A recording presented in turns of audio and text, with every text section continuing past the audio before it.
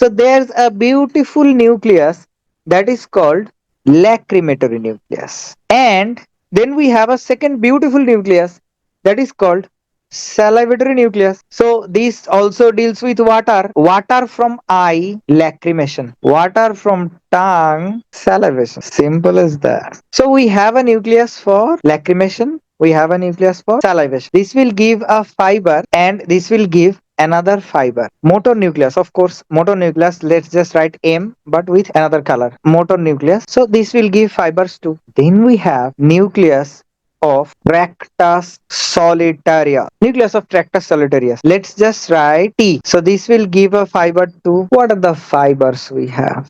Just remember these four. We have five in total. Another thing that's not important, less important. Just remember these four. So this motor nucleus is your facial nerve motor nucleus. All these fibers collectively known as facial nerve. So these are the fibers we have inside facial nerve. So number one will be lacrimatory fiber. So number one will be lacrimatory fibers in black. Number two is salivatory fibers in these salivatory fibers. So these fibers will cause salivation. Number three will be motor. That is your motor nucleus from motor fibers that will go to muscle. That means your facial muscles and cause facial expression. And from nucleus of Tractus solitarius, my favorite fiber, that is our taste fiber. Taste fibers. Simple as that. So this will enter your internal acoustic meatus along with vestibulocochlear nerve. Simple as that. Nerve number 8. And all these fibers, after entering internal acoustic meatus, there's a place that's called geniculate ganglion. Geniculate ganglion or GG. This is a corner. This is just a corner. And after that we have middle ear cavity. Of course, we have middle ear cavity. Anyway, so from GG, lacrimatory fiber will go straight and it will be named as greater petrosal nerve. GP. Simple as that. Greater petrosal nerve will go to pterygopalatine ganglion. So ganglion is just collection of neurons. From here, we will have fiber to lacrimal gland and nasal mucosa. Nasal mucosa. What's the name? Pterygo. So anytime someone goes from our life, sometimes we are happy, but sometimes we cry. We feel like don't go, don't go. So what do? We lacrimate. Whenever someone goes, we lacrimate. Not a proper word. Still, people make fun of me for that, but I used to. I really don't care about that. Anyway, so pterygopalatine ganglion is dealing with lacrimation. Okay. So this is a parasympathetic. If someone gives you para, of course you cry. Simple. So this is a parasympathetic ganglion that is pterygopalatine ganglion and that will cause you lacrimate and discharge from your nasal mucosa. In Bangla we call it চোখের পানি নাকের পানি একসাথে বের হয়.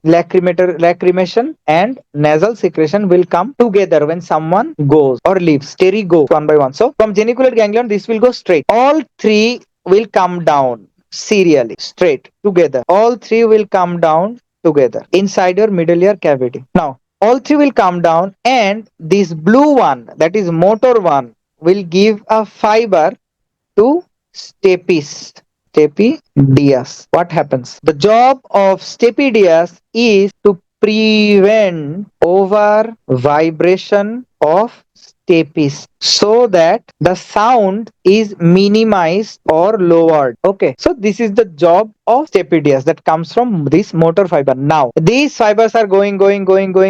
Now what happens? This is our tympanic membrane, TM. After coming here we have stylomastoid foramen and this motor fiber will come out or exit through stylomastoid foramen and give supply to your facial muscles: zygomatic, temporal, zygomatic, buccal, marginal mandibular, cervical. Simple. Here we have parotid gland and inside parotid gland it will become two division first, then eventually become five. After going halfway, your salivatory fiber and a taste fiber feels like, oh my god, we are going behind ear, like stylomastoid foramen is behind your ear, right? Now but I am a taste fiber, What will we do behind your ear? Like, don't take it otherwise. They feel like we're going to wrong place. So they take a turn. What kind of turn they take? They take a turn behind tympanic membrane, like this. They take a turn behind tympanic membrane. And this time it looks like a cord. And this taste fibers takes the name of chorda tympani. It's behind, that's why it doesn't have a separate name,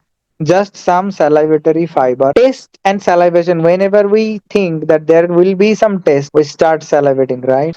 Anyway, so this will go behind tympanic membrane and it will become chorda tympani, branch of facial nerve. This will go and come out through our pro-tympanic fissure and it will meet a new guy. Oh my god, a new guy that is going to the same place they need to go. That is our beloved lingual nerve from trigeminal nerve. So they meet lingual nerve and these three people goes together to our tongue. Which two goes to tongue? You have almost sensed it that this taste fiber will go to tongue, where anterior two-third of the tongue, lingual nerve will go to anterior two-third of the tongue. So this lingual nerve will take touch, pain, temperature from your anterior two-third of the tongue, and your facial nerve, chorda tympani branch of facial nerve, will take taste, because these are taste fibers to your brain from anterior two-thirds of the tongue. Simple. And salivation, to make it lubricated, guys, they will go to submandibular ganglion, SMG, from submandibular ganglion. So salivation is also a parasympathetic phenomenon, right? Like, when do you eat? When you take a flight or fight, do you eat? No. When there's no para night chill, you Netflix and chill. You chill and eat, right? So you need saliva when you are chilling. So parasympathetic ganglion, this one is also a parasympathetic ganglion. I mean, from submandibular ganglion, submandibular gland and sublingual gland. Simple, beautiful as that. So these are all the branches of facial nerve.